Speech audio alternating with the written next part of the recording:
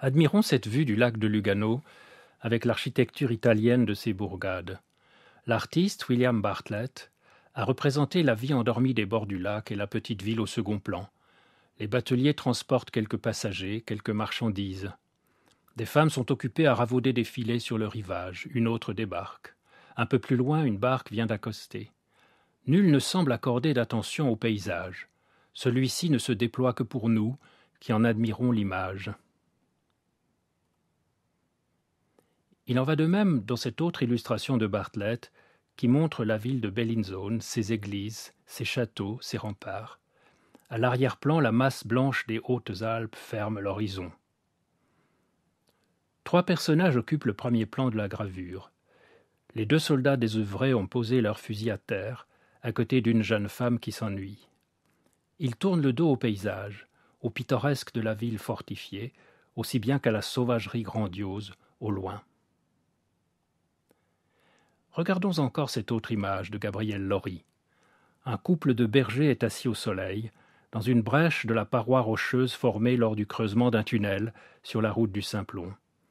Ils surveillent leurs moutons qui pèsent en contrebas dans la pente et sont en discussion avec un colporteur qui s'en va vers l'Italie. Voyez, sa hotte est lourde, il l'appuie sur son bâton pour en soulager le poids.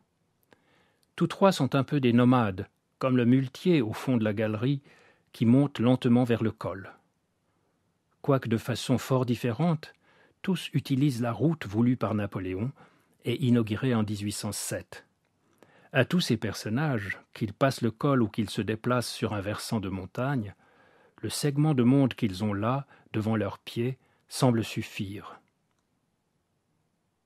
Mais alors, qui regarde le paysage ?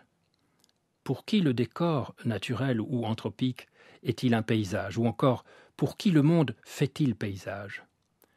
Cherchons à répondre à cette question en regardant les images du voyage produites à cette époque riche en voyages et en images que fut la fin du XVIIIe siècle et la première moitié du XIXe, en particulier dans les Alpes.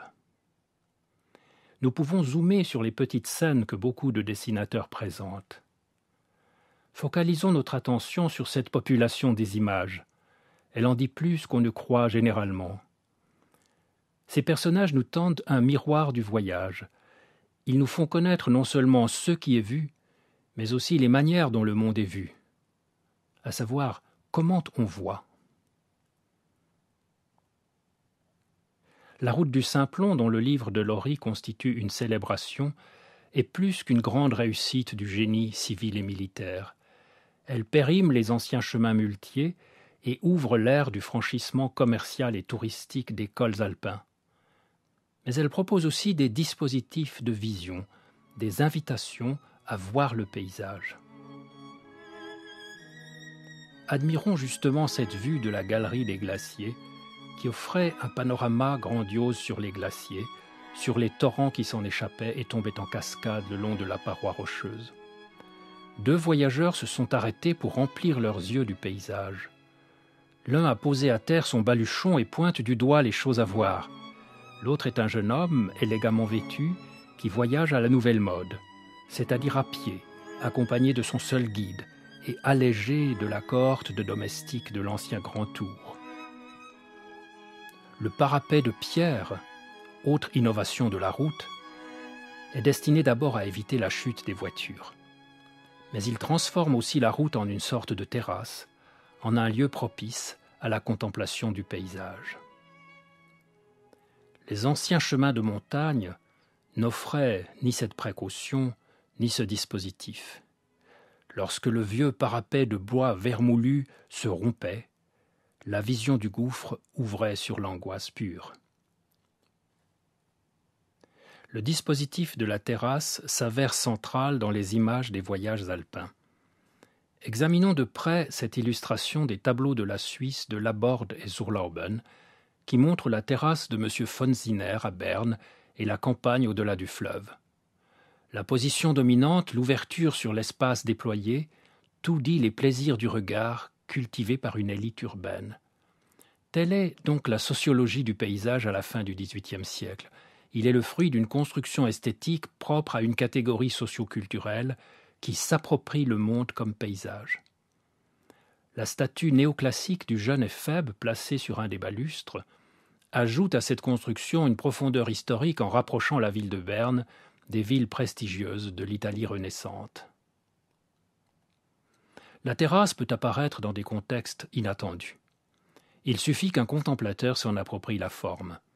Ainsi fait ce dandy solitaire, impeccablement vêtu comme s'il se promenait dans les jardins royaux de Kew, posté devant un mur rustique de gros moellons, à l'écart des villageois en costume local, pour observer le spectacle sublime du glacier proche.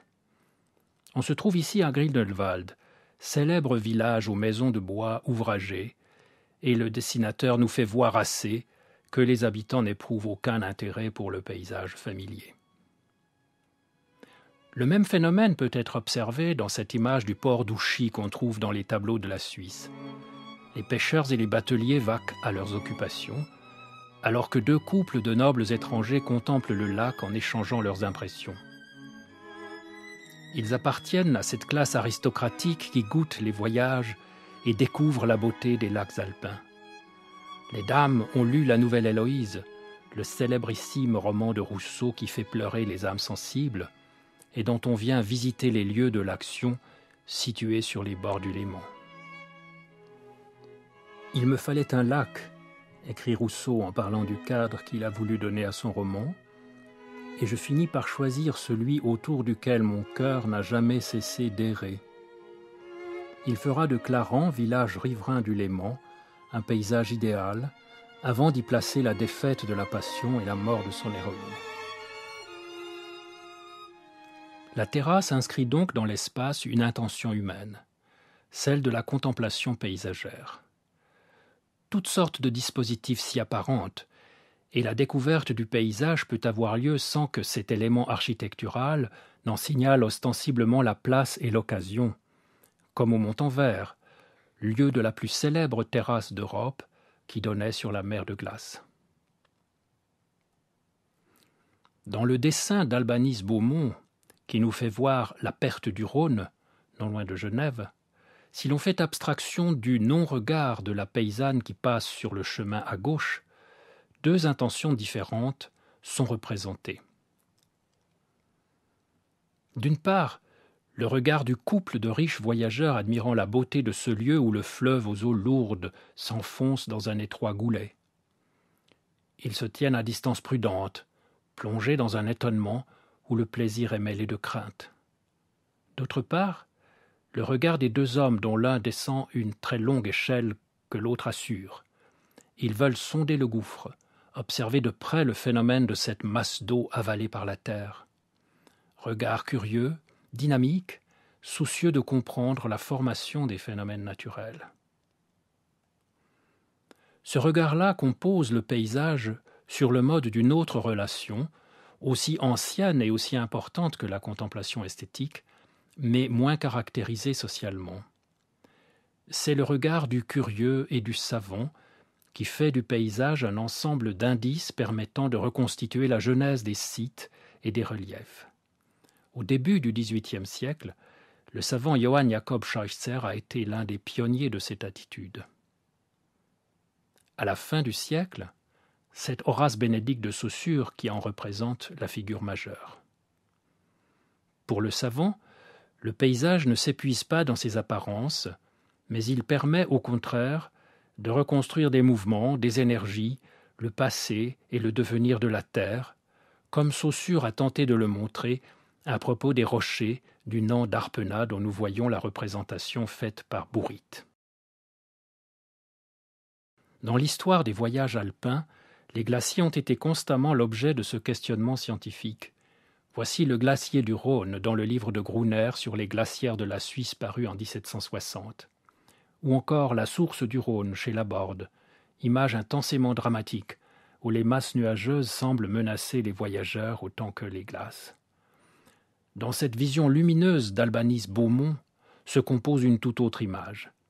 Le point de vue est pourtant toujours celui qu'on avait depuis le chemin du col de la Fourca, en face du glacier. Dans ces illustrations, la vision d'en haut offrant une vue panoramique se joint à une vision de près, celle des personnages qu'on observe, scrutant le sol à la place où surgit l'eau de fonte. On y trouvait parfois, disait-on, des pierres extraordinaires.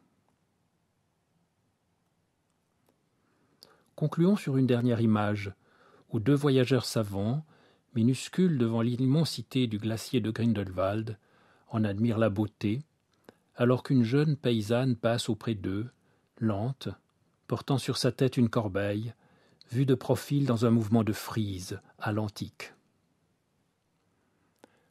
Le paysage des Alpes apparaît bien comme une sorte de spécialisation du regard, à la fois esthétique et scientifique. Les images montrent à satiété que cette vision de la montagne a été construite par les élites des villes à la fin des Lumières, soucieuses d'associer les jouissances de la vue à celles de l'esprit cherchant à comprendre le monde. Pourtant, méfions-nous du piège que nous tendent les documents, car il ne faut pas extraire de cette construction historique du regard une théorie générale du paysage. Les images que nous avons vues ne permettent pas de conclure que la nouvelle culture du regard, qui se développe dans l'Europe de la fin du XVIIIe siècle, définisse le paysage en tant que tel. Cette culture est marquée par une forme particulière de jouissance paysagère qui s'est affirmée en produisant comme son contraire et son repoussoir un non-regard, prétendument propre aux montagnards et à ceux qui vivent dans et de leur environnement naturel. Cette humanité-là serait tout entière requise par les activités pratiques et les objectifs utilitaires. Attachée à la glèbe d'une nouvelle façon, elle est montrée dans ces images comme incapable de lever les yeux vers les horizons de la beauté. Pourtant, il y a d'autres attitudes et d'autres finalités qui sont aussi partie prenante de la notion de paysage. D'autres documents y donneraient accès, d'autres hommes les pratiquent.